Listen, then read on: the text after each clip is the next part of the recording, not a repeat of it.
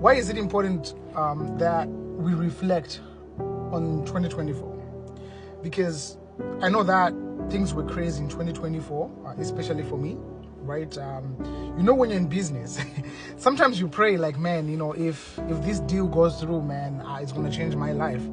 And, there were some deals where, they were so close to happen, and whether the client or the deal just falls apart. And you need faith. You need faith when you're in business. You need that faith, like, man, my kid's gonna eat.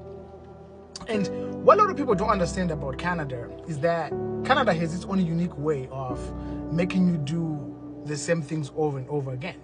So you might be feeling like, man, January 2024 hours, going to work Monday to Friday, I do the same thing on the weekend, up to December, you're still doing the same thing. And you feel stuck, and you feel like, man, what is it that I need to do to literally change my life? And that's the question a lot of people have. And there are people who literally left their home countries and they had amazing jobs. They have these amazing things they were doing back home, and they say, I'm going to move to Canada and conquer the world. Only to find out that in Canada, you literally have to work harder, right? And if you do not have that connection whereby someone is going to literally link you up into a nice job, you got to start from the bottom. And there are people who literally came here with degrees. And when you think about that, it's like, man, I was a doctor, or I was an engineer, or I was something, a professor back home, and you come here, they tell you, man, you got to start from the bottom. You might be a construction worker. And that's when people get hit with the reality, right? Because they left an amazing life thinking that it's greener on the other side. Except in Canada, there's snow. And you literally have to fight that, by yourself, and trying to figure out, man, what is it that I need to do? And I've been here since 2007, and I remember the dreams and the goals I had when I was leaving my home country that, I'm going to greener pastures. But no one ever really told me about, what exactly that I need to do to literally thrive in Canada. And that's where people are literally finding themselves in. And some people literally have the regret of moving to Canada. Why?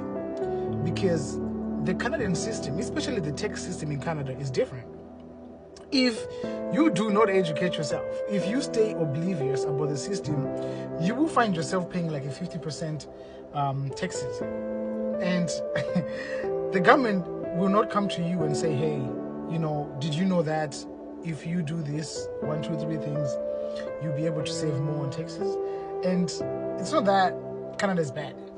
It's just that you can't be ignorant about the things you must know. It's a must. It's not even a necessity. It's a must. You must know those things. The reason why you must know those things is because if you do not literally get informed and get educated on how the Canadian system works, especially the tech system, then you find yourself in a dogfight whereby Canada can literally chew you right up and spit you right back. And then you'll be wondering what happened. So I want to say this. If you can ever hear any message from me, in 2025 is the year you literally have to put your head down and say, look, I need to learn about financial literacy. Things like how can one literally pay less taxes? It's not that you're going to avoid to pay taxes in Canada, but there are ways where you can literally pay your fair share of taxes.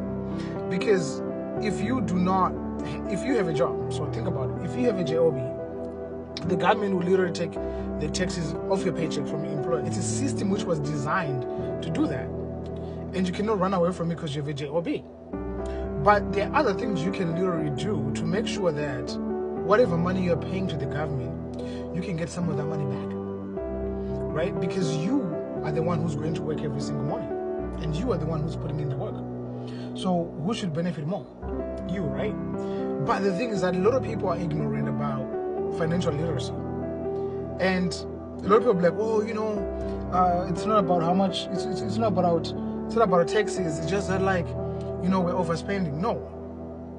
A lot of Canadians do not have a spending problem. They have an income problem. Because they can only get paid so much, and then the cost of living taxes, oh my God, inflation, the rates, mortgage rates, interest rates, other people are into payday loans, and there's just a lot of things which are happening. And before you know it, they buy now, pay later, they buy now, pay minimum payment. There's a lot of things which are literally happening, and it drains your paycheck so much. The afterpays, oh my God, it's ridiculous. But you literally have to understand, you literally have to literally come to yourself and say, hey, maybe the way 2024 went through, or how 2024 literally jumped right out of me, and I literally lost control of my finances. You don't have to go through 2025 like that, right? You have to literally make a decision first and say, hey, I do need to learn about financial literacy. Accept it to yourself that you don't know much. And once you accept that, you'll be able to actually get that information you need so that you can literally make better and informed decisions, right? There are people who are thinking about, I want to invest, I want to save, I want to put money away, I want to buy my first house, all of those things. But if you don't really come to a decision and say, this is what I want to do, this is the path I want to take, I really want to change the way my financials house look like, right? Then you need to come to that decision first before even reach to a financial coach. Because some people will come and ask questions and they don't do anything about it. Years goes by and they'll be like, man, I haven't even moved an inch because I'm still where I was 5 years ago. So if you think about yourself, think about the last 5 years, right? If the last 5 years were amazing, keep doing what you're doing.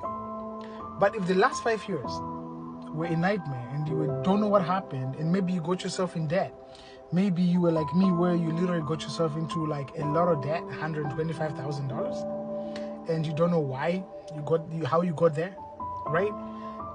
It's time for you to literally have that reality check so that you can literally know where you are.